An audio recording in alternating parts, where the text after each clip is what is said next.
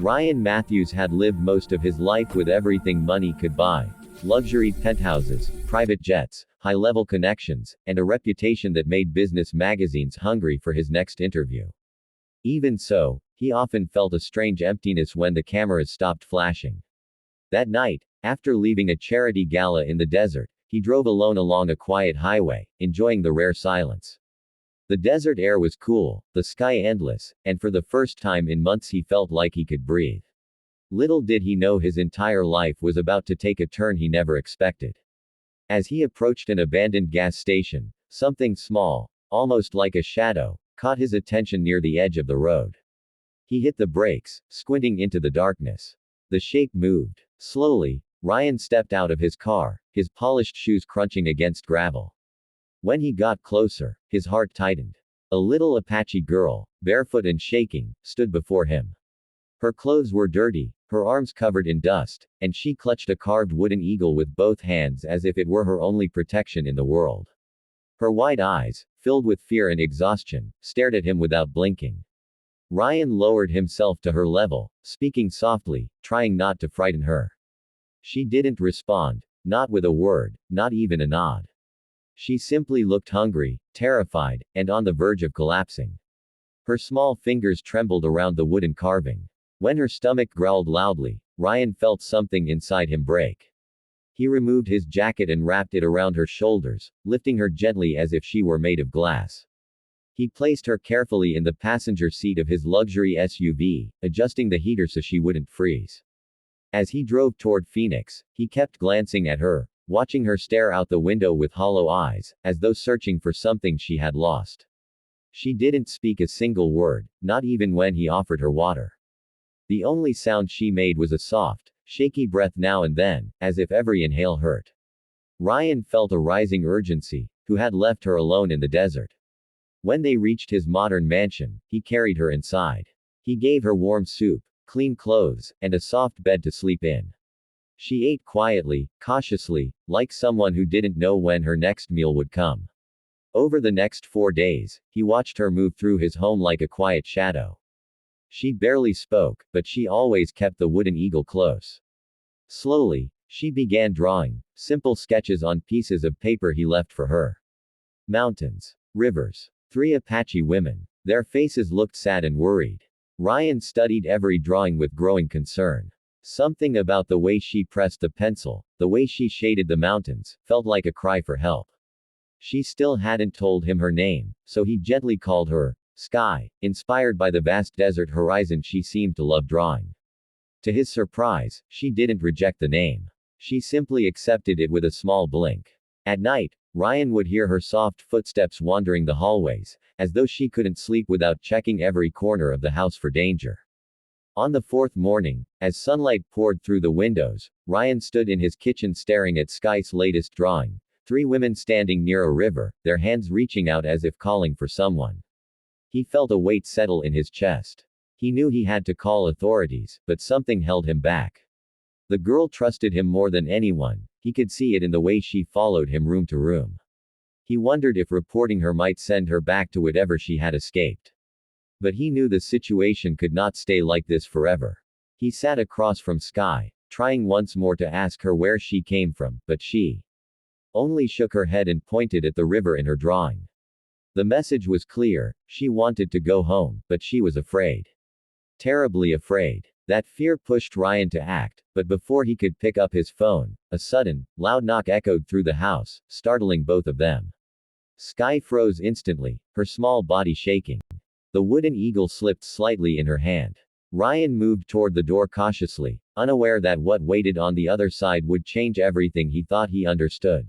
The knock echoed through the mansion like a warning. Ryan felt a chill ripple down his spine, though the morning sun was warm. For 4 days, Sky had barely spoken, yet she clung to him with a trust that felt fragile and precious. He glanced back at her, her small body trembling, her eyes wide, the wooden eagle pressed to her chest like a lifeline. Ryan slowly opened the door, preparing for anything, except what he actually saw. 3 Apache women stood before him, their long dresses moving in the desert wind, their faces worn with exhaustion and desperate hope.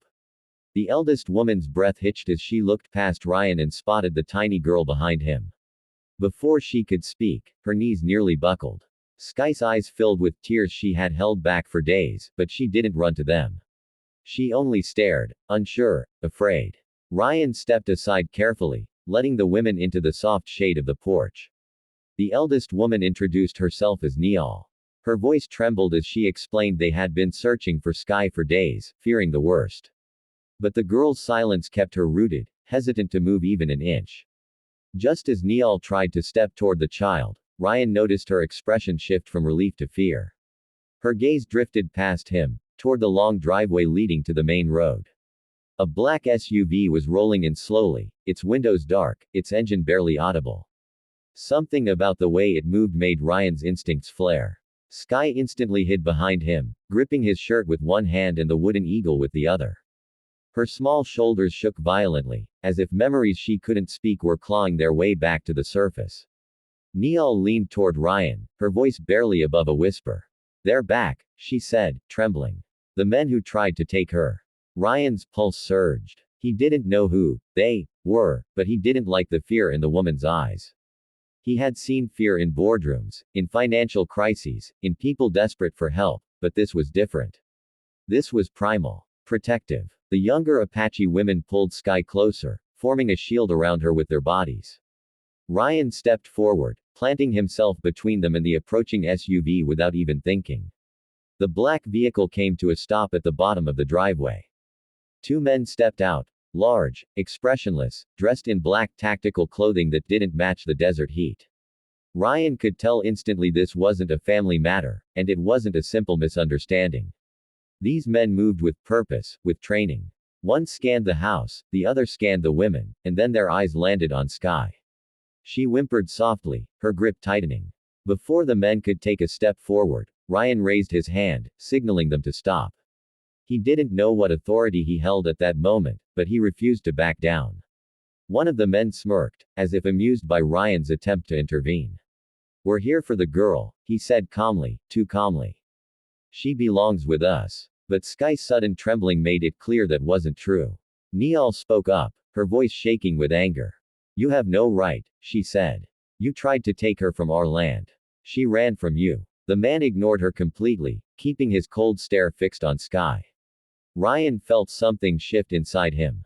This wasn't business. This wasn't charity. This was about a child who had trusted him, maybe without reason, but trust nonetheless. The men took another step forward. Ryan moved too, blocking their way fully now. His calm CEO composure cracked. What replaced it was something fierce, something protective he didn't know he had. "You're not taking her," he said, his voice steady but dangerous. The men exchanged a glance, realizing this wouldn't be easy. Behind him, Sky let out a tiny sob. Neal wrapped her arms around the girl, whispering something in Apache that sounded like a prayer. The desert wind grew stronger, kicking up dust across the driveway as if the land itself disapproved of the intruders. The standoff stretched into tense silence. Every instinct in Ryan told him this moment was a turning point, one he couldn't walk away from. He didn't know the full story yet, didn't know why Sky had been targeted, or what these men wanted. But he knew one thing with absolute clarity: she was in danger, and he would not let her be taken. Not now. Not ever. The men realized he wasn't bluffing. Their expressions hardened. And in that instant, Ryan understood, this wasn't the end of the problem. This was the beginning of a fight far bigger than he expected. A fight he was now part of, whether he liked it or not.